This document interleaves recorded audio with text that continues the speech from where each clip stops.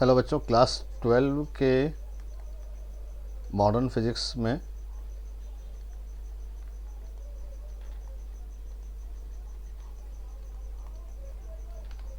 Matter waves और photoelectric effect chapter हमने किया था।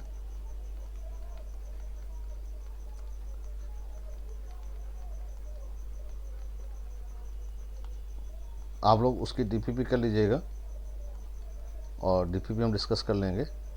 रेडियो एक्टिविटी चैप्टर में स्टार्ट कर रहा हूँ। मैटर वेव्स में अगर आपको डीपीपी में प्रॉब्लम आएगी, क्योंकि मैटर वेव्स में से पहले डिविजन जर्मर एक्सपेरिमेंट था जो हट गया है, तो मैटर वेव्स में लास्ट ईयर से टॉपिक्स कम हो गए हैं, तो सिर्फ वेवलेंथ ही हमसे पूछी गई है और वो वेवलेंथ हम लोगों ने कैलकुलेट कर ली थी। रेडियो एक्टिविटी चैप्टर है और 2024 में जो नीट का सिलेबस आया है, इस चैप्टर में कुछ खास कटा है नहीं, बिल्कुल वैसा का वैसा ही है जैसे पहले था।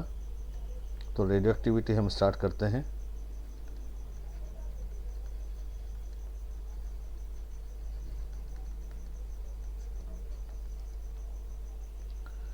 रेडियो एक्टिविटी क्या होती है, पहले तो हम ये जाने कि रेडियो एक्टिविटी की खोज किसने की थी।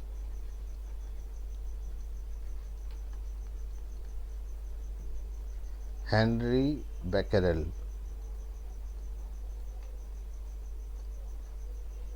हेनरी बेकेरेल नाम के एक साइंटिस्ट थे। उन्होंने क्या देखा, उन्होंने ये देखा कि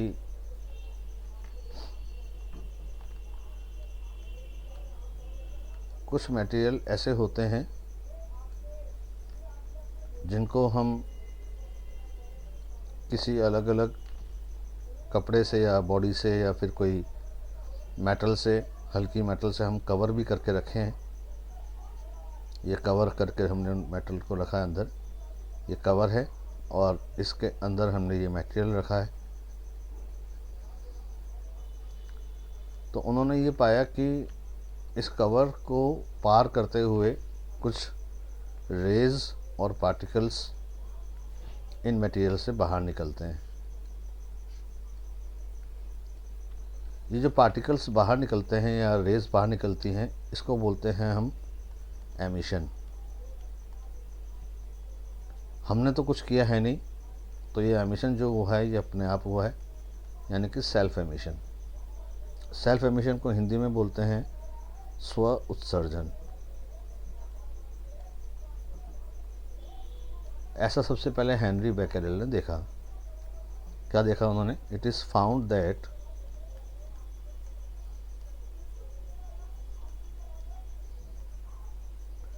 सम एलिमेंट्स, उन्होंने ये देखा कि कुछ एलिमेंट्स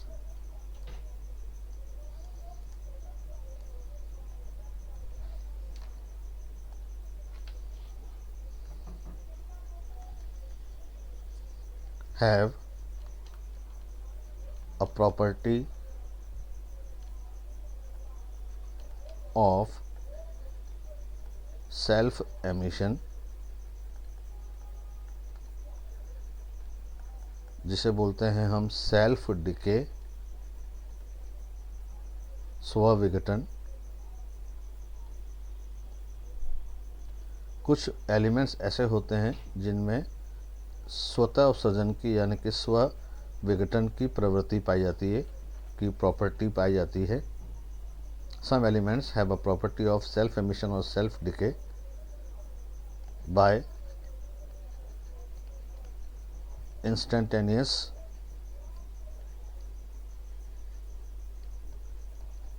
एमिशन ऑफ पार्टिकल्स, और इस एमिशन में कुछ पार्टिकल्स और कुछ रेज निकलती हैं। इस पूरी घटना को रेडियो एक्टिविटी कहते हैं।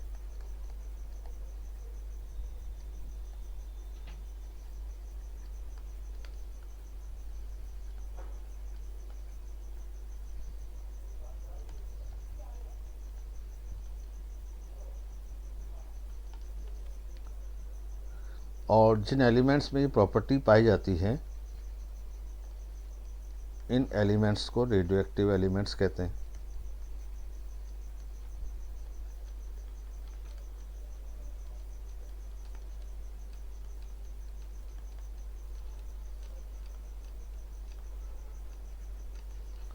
कुल मिलाकर के अगर हम देखें तो आपके पास में एक मटेरियल होगा,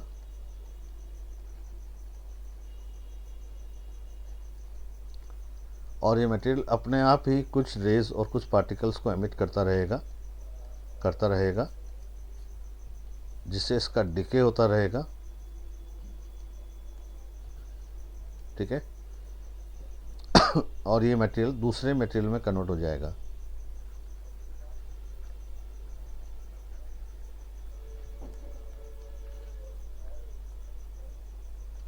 अब ये हो क्या रहा है और क्यों हो रहा है, इसके बारे में पूरी जब रिसर्च की गई तो हमें ये पता लगता है कि रेडियो एक्टिविटी जो होती है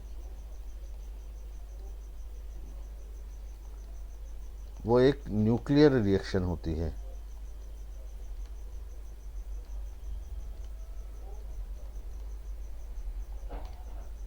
न्यूक्लियर रिएक्शन का मतलब ये है कि इसका सीधा लेना देना न्यूक्लियस से होता है,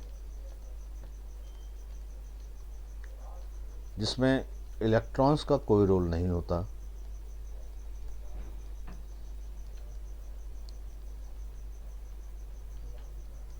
तो एक बात तो ये क्लियर हो गई इसमें कि इसके अंदर कोई केमिकल रिएक्शन नहीं होगी, क्योंकि पूरी की पूरी केमिस्ट्री तो इलेक्ट्रॉन्स पे चलती है। लेकिन इसमें इलेक्ट्रॉन्स का कोई रोल नहीं है, इसका मतलब ये कोई केमिकल रिएक्शन नहीं है। तो फिर इसमें हो क्या रहा है, इसमें कुछ हैवी न्यूक्लियस होंगी और ये हैवी न्यूक्लियस अपने आप कुछ रेडिएशंस या कुछ पार्टिकल्स एमिट होने के बाद में या करने के बाद में छोटी न्यूक्लियस में कन्वर्ट हो जाएंगी और साथ में कुछ पार्टिकल्स वगैरह एमिट कर देंगी। अब सवाल ये, ऐसा क्यों हो रहा है? ऐसा हो रहा है स्टेबिलिटी लाने के लिए।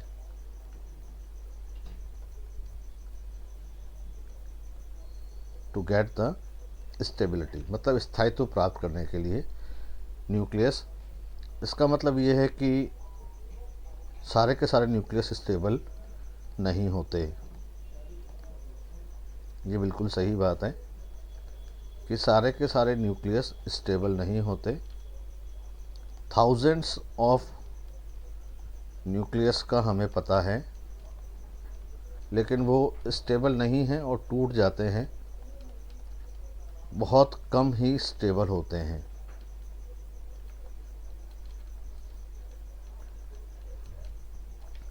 बाकी सारे के सारे कैसे होते हैं? अनस्टेबल होते हैं। अनस्टेबल का मतलब ये कि वो न्यूक्लियस टूट जाएगा और छोटा न्यूक्लियस बनाएगा। तो शुरू में रेडियो एक्टिविटी जब हेनरी बेकेरेल ने डिस्कवर की तो उस समय तक तो यही हमें पता लग रहा था कि एक हैवी न्यूक्लियस होगी, जिसको बोला जाएगा पेरेंट न्यूक्लियस, यानी कि पितृ नाभिक। और ये पेरेंट न्यूक्लियस स्टेबिलिटी लाने के लिए छोटे न्यूक्लियस में टूट जाएगी और कुछ पार्टिकल्स भी दे सकती है। छोटा न्यूक्लियस जो होगा इसको बोलेंगे हम डॉटर न्यूक्लियस।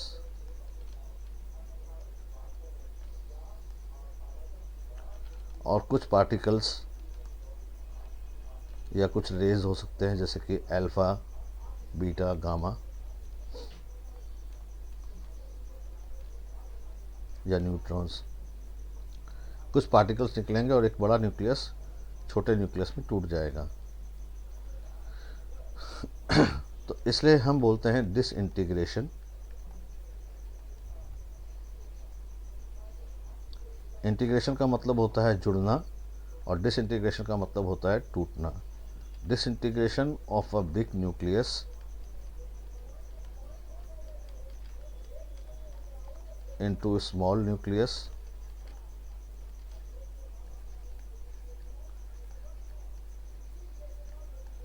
और इसे कहा जाएगा रेडियो एक्टिविटी।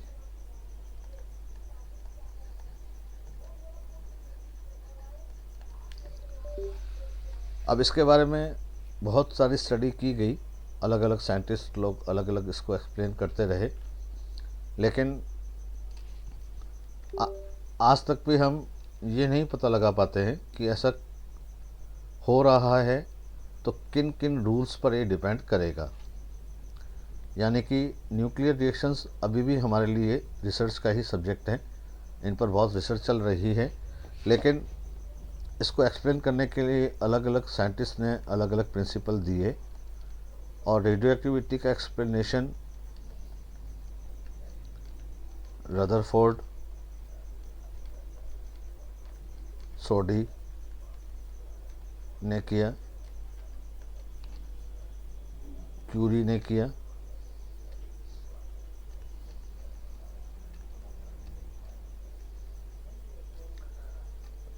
ठीक है ना। अलग अलग साइंटिस्ट ने इनको एक्सप्लेन करने की कोशिश ज़रूर की कि बता सकें कि क्या हो रहा है, लेकिन पूरी तरह से अलग अलग साइंटिस्ट अलग अलग बातें बोलते रहे।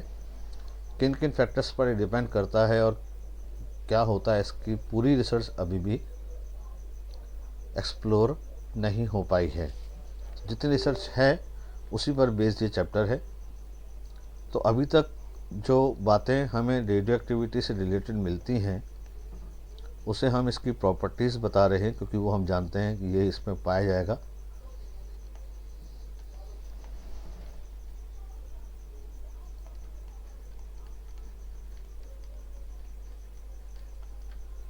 तो सबसे पहली प्रॉपर्टी इसमें यही है कि it is a self controlled reaction, अपने आप ही कंट्रोल होता है ये फिनोमेनन, अपने आप होता है, इसलिए उसको सेल्फ डिसइंटीग्रेशन भी बोलते हैं। It is independent of any external factor, ये किसी भी एक्सटर्नल फैक्टर पर डिपेंड नहीं करता, जैसे कि टेम्परेचर पर या प्रेशर पर या फिर किसी केमिकल रिएक्शन पर।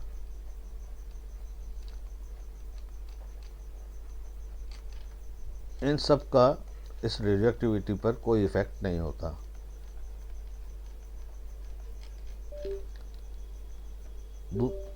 दूसरी बात, तीसरी बात,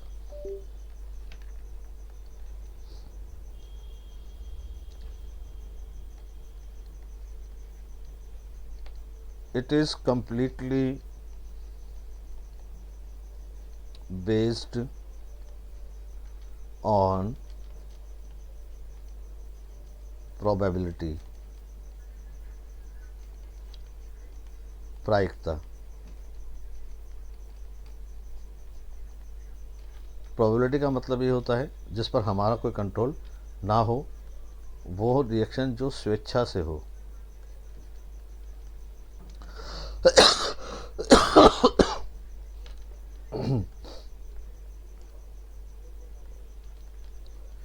जैसे अगर हम सिंपल सी एक बात करें तो मान लीजिए कि ये एक बहुत बड़ा गांव है, सपोज़ कीजिए गांव है, ये एक छोटा सा विलेज है। अब ये विलेज है, अब इस विलेज में बहुत सारे आदमी रह रहे हैं,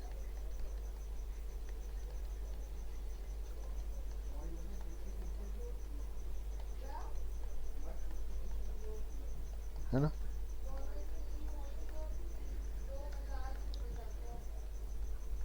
ये बहुत सारे आदमी रह रहे हैं, मान लीजिए ये कब की बात कर रहे हैं आप, मान लीजिए ये बात कर रहे हैं आप 2020 की। अब आपने देखा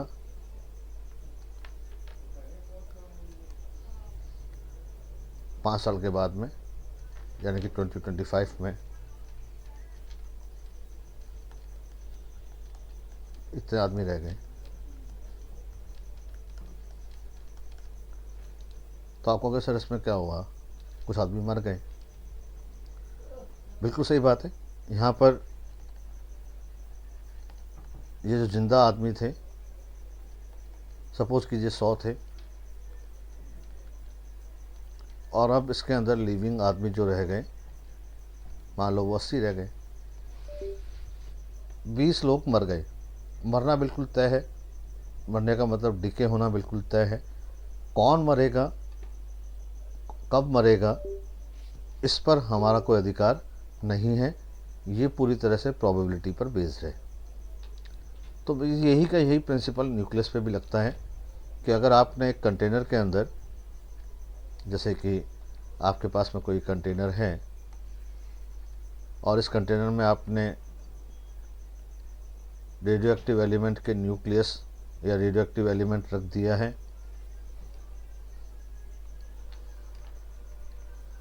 ये रेडियो एक्टिव एलिमेंट है, इसके बहुत सारे एटम्स या बहुत सारे न्यूक्लियस आपने इसमें रख दिए। अब अगर ये रेडियो एक्टिव एलिमेंट है तो ये डिके हो जाएगा। डिके होने का मतलब ये है कि ये टूट जाएगा तो इसका एग्जिस्टेंस ख़त्म हो जाएगा और छोटे न्यूक्लियस का एग्जिस्टेंस बन जाएगा। तो अभी ये न्यूक्लियस जो आपको इस कंटेनर में दिख रहे हैं, कुछ देर बाद आप देखोगे कि कुछ न्यूक्लियस का डिके हो गया।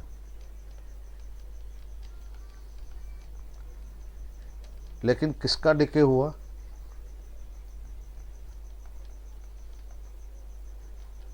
और किसका डिके नहीं हुआ? जिसका डिके नहीं हुआ उसका डिके कब होगा, किसका डिके हुआ, और जो अनडिकेड रह गया वो कब डिके होगा, इन सब के बारे में हम कुछ भी नहीं कह पा रहे। कोई भी न्यूक्लियस किसी भी समय पर डिके हो सकता है, कोई भी इंसान किसी भी समय पर मर सकता है और उसका जीना मरना हमारे हाथ में नहीं है। हाँ, ये तय है कि वो मरेगा ज़रूर। और इसी तरह से अगर ये रेडियो एक्टिव एलिमेंट है तो इसका न्यूक्लियस टूटेगा ज़रूर और वो न्यूक्लियस छोटा न्यूक्लियस में कन्वर्ट हो जाएगा। लेकिन ये कब होगा ये हम नहीं समझ पाते और ना समझ पाए हैं। इसलिए मैंने आपसे बोला कि आज तक हमें ये कभी भी पॉसिबल नहीं हो पाए कि हम समझ पाएँ कि ये न्यूक्लियस कब डिके होगा। यानी इस पर हम रिसर्च नहीं कर पाए या कर रहे हैं लेकिन कोई रूल नहीं बना पाए। और इसीलिए कहा गया कि ये पूरी तरह से प्रोबेबिलिटी पर बेस्ड है।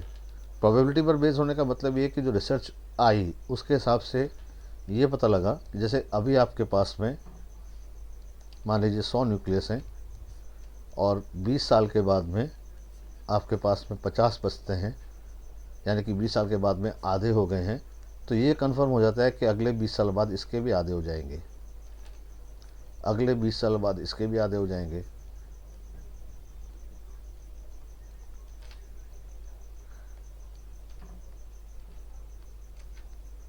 यानी एवरेज एज के हिसाब से अगर हम ये मान के चले कि एक आदमी 50 साल ज़िंदा होता है, 50 साल ज़िंदा रहता है, तो 50 साल के बाद में वो आदमी मर जाएगा। तो ऐसा एक एवरेज हम लोगों ने बना लिया कि हाँ, ये बिल्कुल तय होता है कि जितने टाइम के बाद में इनका जो डिके हो रहा है, जैसे कि 20 साल में इसका डिके हुआ और 100 के 50 रह गए, तो इसका मतलब आधे डिके हो गए। तो इस टाइम को हम हाफ़ लाइफ कहते हैं और ये हाफ़ लाइफ फिक्स होती है कि अगली हाफ लाइफ में भी यही होगा कि अभी जो है उसका आधा बचेगा। जैसे मान लीजिए एग्जांपल के तौर पर, अब सपोज़ कीजिए मैं आपको एक एग्जांपल देता हूँ। मान लीजिए कि आप 50 ईयर्स एक एवरेज लाइफ जी रहे हैं और आपने कहा कि सर 50 ईयर्स में गांव में आदमियों की संख्या पहले से आधी हो जाती है।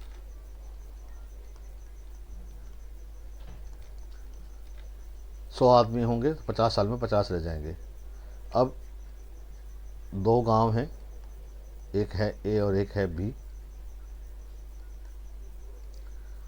ये बात करता हूँ मैं आज की तारीख में इसमें 100 आदमी हैं और इसमें 500 आदमी हैं और 50 साल दोनों का हाफ लाइफ है। तो आप मुझे ये बताओ, आफ्टर 50 ईयर्स किस में ज़्यादा लोग मरेंगे?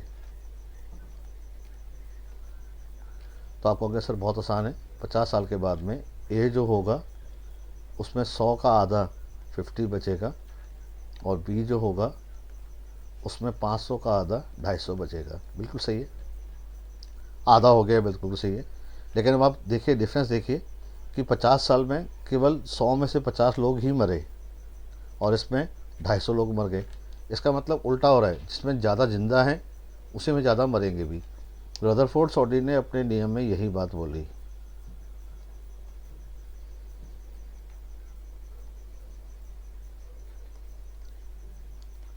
रदरफोर्ड सोडी लॉ में क्या कहा गया कि रेट ऑफ डिके का मतलब होता है dN/dt। dN का मतलब कितने न्यूक्लियस का डिके हो गया,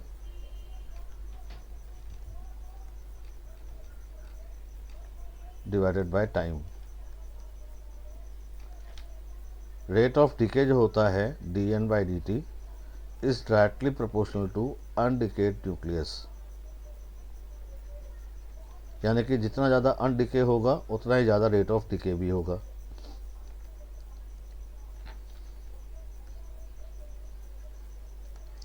जैसा कि हमने यहाँ देखा, यहाँ अनडिकेड मतलब, अनडिकेड का मतलब मैं आपको यह बता दूँ, इस पूरे चैप्टर के अंदर डिके जब वर्ड जहाँ यूज़ होगा आप ये मान सकते हैं कि डिके वो हैं जो मर गए हैं, और अनडिकेड का मतलब वो है जो अभी भी जिंदा हैं।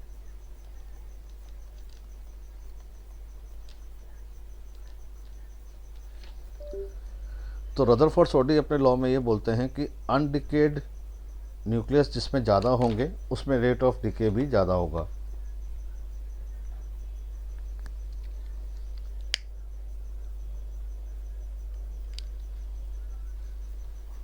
ठीक है, जैसे मान लो एग्जांपल के तौर पर हम ऊपर वाला जो एग्जांपल हमने लिया है, इसमें अगर हम रेट ऑफ डिके की बात करें तो कितने आदमी मर गए, 50 आदमी मर गए। कितने सालों में? 50 सालों में।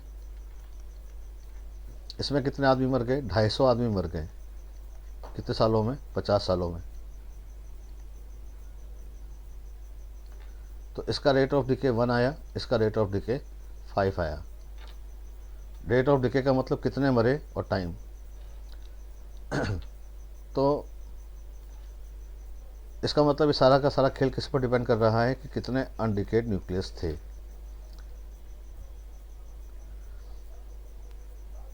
तो रदरफोर्ड सोडी का जो लॉ कहता है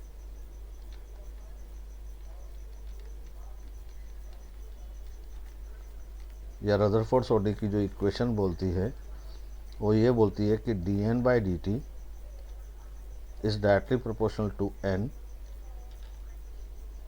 या dN/dt is equal to minus lambda n।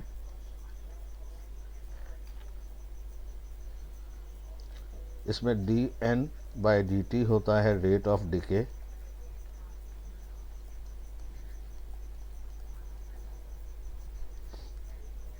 n होता है अनडिकेड न्यूक्लियस।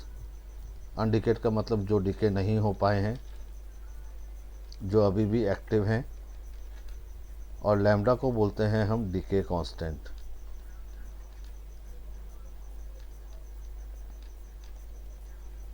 और ये आप जानते ही हैं, समय के साथ साथ तो मरने वाले बढ़ते जाएंगे, जिंदा वाले कम होते जाएंगे।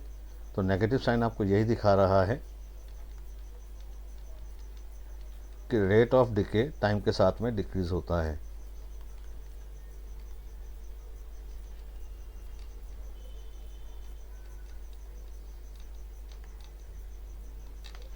जैसे आप गांव बी की आपने बात की थी, शुरू में 500 लोग जिंदा थे, 50 साल के बाद में कितने रह गए? 250। फिर 50 साल के बाद में कितने रह जाएंगे? 125। तो यहाँ dN/dt की अगर आप बात करेंगे तो 250 मर गए 50 सालों में, तो 5 आया। यहाँ dN/dt की बात करेंगे आप तो 125 मर गए 50 सालों में, है ना।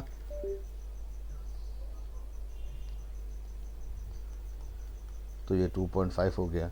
तो रेट ऑफ डिके खुद भी कम हो गई। जैसे जैसे अनडिकेड कम होते जाएंगे वैसे वैसे रेट ऑफ डिके भी कम होता जाएगा।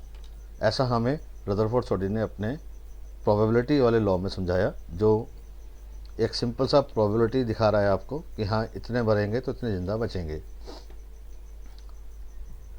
तो इसकी जो बेसिक इक्वेशन बनती है इस रिलेशन से, रेडियो एक्टिव एलिमेंट को आप इमेजिन करेंगे कैसे।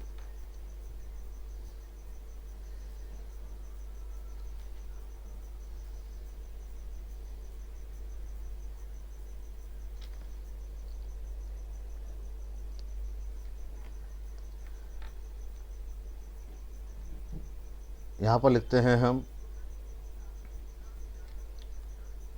अनडिकेड न्यूक्लियस और यहाँ पर लिखते हैं हम डिकेड न्यूक्लियस, ठीक है ना। टी इक्वल टू 0 पर मान लेता हूँ आपके पास में N0 अनडिकेड न्यूक्लियस थे और एक भी डिके नहीं हुआ था। फिर टाइम जब टी आया तो आपके पास में N अनडिकेड बचे। अनडिकेड का मतलब वो जो जिंदा बचे हैं। शुरू में 500 लोग जिंदा थे, एक भी नहीं मरा था, लेकिन अब 250 लोग जिंदा बचे हैं, तो ये N हो गया। तो अब इसका मतलब डिके कितने हो गए, पहले N0 थे जिंदा, अब N जिंदा बचे, तो N0 माइनस N डिके हो जाएगा। यहाँ पर हम रेट ऑफ डिके की बात करते हैं।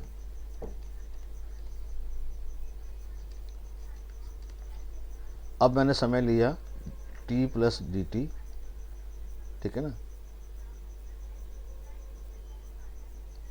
और मान लेता हूँ कि इसमें dn और डिके हो गए, तो कितने बचे आपके पास में n माइनस dn आपके पास में डिके हो गए। उल्टा लिख दिया मैंने यहाँ पर, इसको सही कर लेता हूँ। dn डिके हो गए, तो रेट ऑफ डिके हो जाएगा dn by d T. dn का मतलब डिकेड कितने हुए और कितने टाइम इंटरवल में हुए, तो यहाँ से यहाँ तक का टाइम इंटरवल तो dt है और डिके कितने हो गए, ठीक है ना। पहले कितने बचे थे आपके पास में, n बचे थे, उसमें से dn डिके हो गए।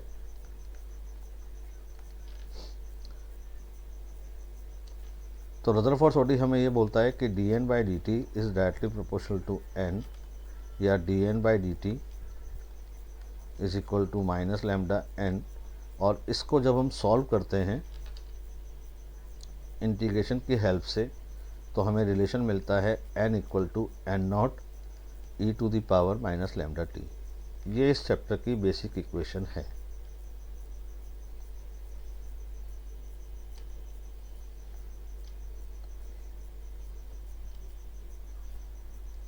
अब इसमें कौन कौन क्या क्या है वो मैं आपको बता देता हूँ। ऊपर लिखा हुआ दिख ही रहा है आपको, n क्या है। ध्यान रखिएगा कि ये इक्वेशन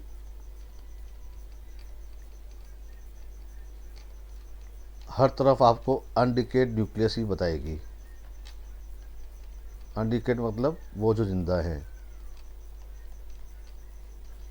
n क्या है, ये रहा n, देखिए आप n क्या है, n है अनडिकेड न्यूक्लियस। N0 भी क्या था, अनडिकेड न्यूक्लियस। तो n यहाँ पर है अनडिकेड न्यूक्लियस। अनडिकेड का मतलब वो जो जिंदा है, जिंदा का मतलब एक्टिव है। कब, टाइम t पर। N0 क्या है, N0 है अनडिकेड न्यूक्लियस स्टार्टिंग में। लैम्डा को यहाँ पर बोलते हैं हम डिके कांस्टेंट।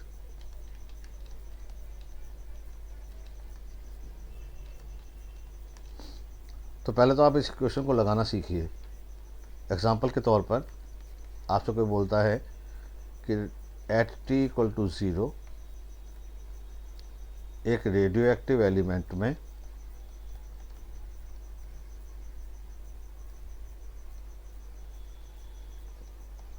मान लो कि 1000 न्यूक्लियस थे। फिर आपने देखा 5 साल के बाद में 200 न्यूक्लियस डिके हो गए।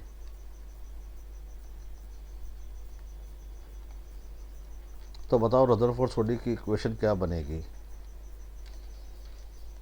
मैं ऑप्शन देता हूँ यहाँ पर, 1000 इक्वल टू 200 e की power minus 5 lambda, 200 equal to 1000 e की power minus 5 lambda, 800 equal to 1000 e की पावर माइनस 5 लैम्डा, या नन ऑफ दीज। जब आप इस इक्वेशन को लगाते हैं तो आप अपना ध्यान सिर्फ अनडिकेड पर लगाइए। अनडिकेड का मतलब वो जो ज़िंदा हैं। तो आप पहले ढूंढिए कि t बराबर 0 पर कितने थे। t बराबर 0 पर मतलब स्टार्टिंग में कितने थे, 1000 थे। तो n नॉट का मतलब तो 1000 हो गया। फिर 5 साल के बाद में ये कह रहा है 5 साल में 200 डिके हो गए। 200 डिके हो गए तो बचे कितने, 200 डिके हो गए तो बचे कितने, 800। अब आप इक्वेशन लगाइए, n equal to N not e की power minus lambda t. n की जगह आएगा 800, एन नॉट की जगह आएगा 1000, लैम्डा की जगह लैम्डा रहेगा, टाइम की जगह आ जाएगा 5। तो हमारा आंसर हो जाएगा ये। तो ये इक्वेशन हमेशा अनडिकेड न्यूक्लियस में ही लगेगी, डिकेड न्यूक्लियस में इसका कोई काम नहीं रहेगा। बात समझ में आ गई ना। तो दो अभी तक इम्पॉर्टेंट इक्वेशन हमने पढ़ा है, ध्यान में रखिएगा। इन्हीं से ये पूरा चैप्टर चलेगा, बिल्कुल इजी रहेगा। और इसके 2 या 3 क्वेश्चंस हर साल आते हैं। पहला इक्वेशन है dn/dt rate of decay minus lambda n, और दूसरा आ जाएगा n equal to N not e to the power minus lambda t. Right. तो यहाँ तक आप इसको ज़रा पढ़िएगा।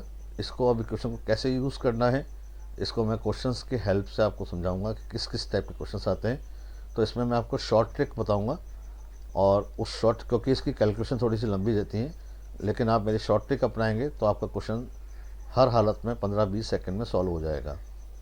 तो किस किस टाइप के क्वेश्चंस आते हैं और उनको किस किस शॉर्ट ट्रिक से किया जाता है, आप इस वीडियो को पहले 2 या 3 बार देखिएगा। कन्फ्यूज़न नहीं रहना चाहिए, क्योंकि ये इक्वेशन हम बार बार जब यूज़ करेंगे, n equal to N not e की पावर माइनस लैम्डा टी, इसमें n क्या है, n नॉट क्या है, लैम्डा क्या है और t क्या है, इसके बारे में आप ध्यान से पढ़िएगा। ठीक है। तो कंटिन्यू करेंगे इसको नेक्स्ट वीडियो में।